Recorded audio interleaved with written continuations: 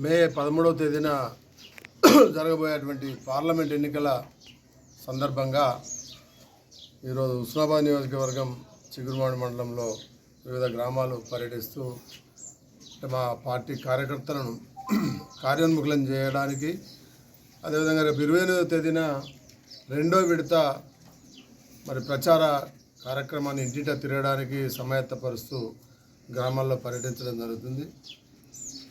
ఈ సందర్భంగా గాగిరెడ్డిపల్లె గ్రామంలో జిల్లా అధ్యక్షులు ఇక్కడ జరిగేటువంటి సమావేశాన్ని పాల్గొనడం జరిగింది. చాలా విషయాలు చెప్పారు.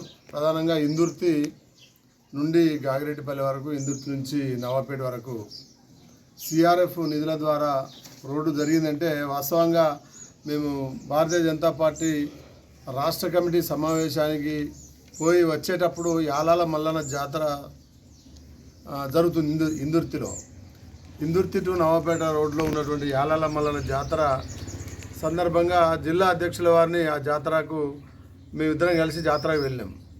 అప్పుడు ఆ రోడ్డు దుస్థితి చూస్తే ఒక్కొక్క రోడ్డు పైన ఏర్పడ్డ గుంతలో ఒక టిప్పర్ పోసినా కూడా ఆ గుంత పూడేటువంటి పరిస్థితి లేకుండే. ఇక్కడ నుంచి నవాపేట వరకు, నవాపేట నుంచి కొండాపూర్ తాళ్ళ వరకు కూడా అదే దుస్తున్నది.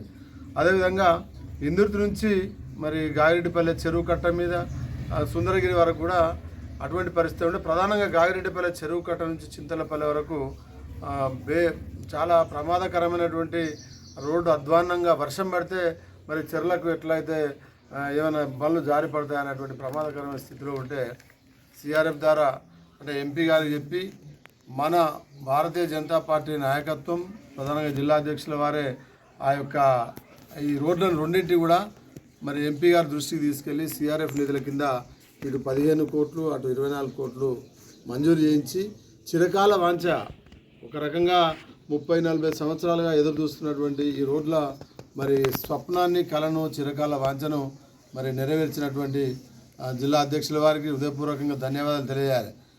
మనము ఖచ్చితంగా వారి చెప్పిన సూచన మీదనే పార్లమెంట్ సభ్యులు ఈ రెండింటిని కూడా మనకు మంజూరు ఇచ్చిండ్రు. ఈ ప్రాంతం ఈ రోడ్ల ద్వారా బ్రహ్మాండంగా అభివృద్ధి చెందడానికి అవకాశం ఏర్పడ్డది.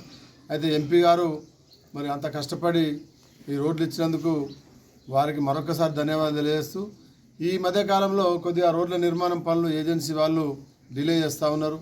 ప్రజలకు ఇబ్బంది అవుతుంది, కొన్ని యాక్సిడెంట్లు జరుగుతున్నాయి, కింద పడి దెబ్బలు తగిలిపోయేటువంటి పరిస్థితి ఉన్నది. ఈ సందర్భంగా కాంట్రాక్టర్ కూడా మేము డిమాండ్ చేస్తున్నాం. కాకపోతే ప్రతిపక్ష పార్టీల వాళ్ళు ఇక్కడ ఉన్నటువంటి స్థానిక అధికార యంత్రాంగం ఏమైనా కాంట్రాక్టర్లను పనులు చేయకుండా బెదిరించిందా ఏందని అనుమానం వస్తుంది, డౌట్ వస్తుంది. ఆ నవాపేట రోడ్డు కూడా కంకర పోసి పెట్టిండ్రు, ఈ సుందరగిరి రోడ్డు కూడా కంకర పోసి వదిలిపెట్టారు. మేము ఎన్నిసార్లు కాంట్రాక్టర్లను మందలించినా రేపు స్టార్ట్ చేద్దాం, ఎల్లుండి స్టార్ట్ చేద్దాం అని చెప్తున్నారు. ఇవాళ కూడా అడిగితే మహారాష్ట్రలో నిన్ననే పోలింగ్ అయిపోయింది. ఆ డాంబరు పోసేటువంటి లేబరు మహారాష్ట్ర లేబర్ కాబట్టి రేపు వస్తారని ఏజెన్సీ వాళ్ళు చెప్తున్నారు. ఏదేమైనా వారం రోజుల్లో కనుక ఈ 2 రోడ్లు కనుక పూర్తి చేయకపోతే తీవ్రమైనటువంటి పరిణామాలు ఉంటాయి.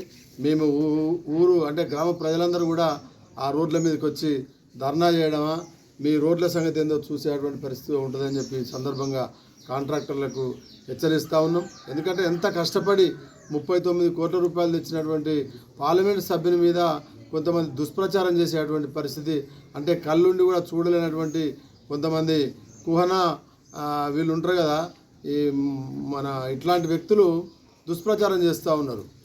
రోడ్డు మంజూరు చేసిన తర్వాత ఎంపీ గారి బాధ్యత ఏముంటుందో తెలుసుకోలేనటువంటి మూర్ఖులు దుష్ప్రచారం చేసేటువంటి ప్రయత్నం చేస్తూ ఉన్నారు. ఇప్పుడు ఏజెన్సీ వాళ్ళ తప్పు వల్ల ఈ పనులు లేట్ అవుతూ ఉన్నాయి. వెంటనే ప్రారంభం చేయవలసిందిగా డిమాండ్ చేస్తున్నాం. అదేవిధంగా బీజేపీ 400 సీట్లు వస్తే మళ్ళీ 3వసారి కేంద్రంలో అధికారంలోకి వస్తే భారత రాజ్యాంగాన్ని మారుస్తామని చెప్పి కొంతమంది ప్రచారం చేస్తున్నారు. వాళ్ళ మేము నిరంతరం ప్రజలలో ఉంటున్నాం. ఇలా 60-70 సంవత్సరాల తల్లి కూడా ఎవరికి ఓటేస్తామమ్మా అంటే మోడీ గారికి ఓటేస్తామంటుంది. మేము మోడీ బియ్యం తింటున్నాం అంటున్నారు. కరోనా సందర్భంగా మాకు ఫ్రీ వ్యాక్సిన్ ఇచ్చినామని చెప్తున్నారు. రైతులు పిఎం కిసాన్ యోజన కింద మాకు రైతు పెట్టుబడి సహాయం వస్తుందని చెప్తున్నారు. ఏ వర్గం చూసినా కూడా మోడీ గారు రావాలి, 3వసారి మోడీ గారు రావాలని చెప్పి ప్రజలందరూ ఆలోచిస్తుంటే వీళ్ళు పనికి మాలిన పద్ధతుల్లో భారత రాజ్యాంగాన్ని మారుస్తారని చెప్పి కొంతమంది దుష్ప్రచారం చేస్తున్నారు. భారత రాజ్యాంగం అవసరమైనప్పుడల్లా ఎప్పుడెప్పుడు ఎక్కడెక్కడ అవసరం ఉందో ఇప్పటికి చాలాసార్లు భారత రాజ్యాంగం మార్చబడ్డది. 190 సార్లు మార్చబడ్డది. ఇప్పటి వరకు అనేక అమెండ్మెంట్స్ మరి తీసుకురాబడతా ఉంది. కాబట్టి అది సమూలంగా అంబేద్కర్ రాసినటువంటి రాజ్యాంగాన్ని మొత్తమే తీసేస్తారని ప్రజలను తప్పుదోవ పట్టించేటువంటి ప్రయత్నం చేసినా ఈ ప్రజలు మోడీనే 3వ ప్రధానమంత్రి చేయాలని, బండి సంజయ్ గారిని 2వ ఎంపీ చేయాలని చెప్పి మరి సంతోషంగా వాళ్ళు వ్యక్తం చేస్తున్న ఈ సందర్భంగా మరి భారత రాజ్యాంగం మారుస్తామని చెప్పేటువంటి నాయకులకు వాళ్ళు చిత్తశుద్ధి ఉంటే వాటి ఏదో డాంబికాలకు ప్రకటనలు కాకుండా, స్టేట్మెంట్లు కాకుండా, ఏదో సోషల్ మీడియా ప్రకటనలు కాకుండా వాళ్ళకి చిత్తశుద్ధి ఉంటే ఏదో ఒక చౌరస్తాలో కూర్చుంటే బీజేపీ నాయకులుగా మేము వస్తాం, మరి ఇతర రాజ్యాంగం మారుస్తామన్నటువంటి వ్యక్తులు వాళ్ళు రావాలి. కూర్చుందాం, రౌండ్ టేబుల్ సమావేశం పెడదాం, చర్చ పెడదాం, రచ్చబండ చర్చ పెడదాం. భారత రాజ్యాంగాన్ని మారుస్తామని అంటున్నది మీరనేది నిజమా? మేము బీజేపీ ఎక్కడైనా చెప్పిందా?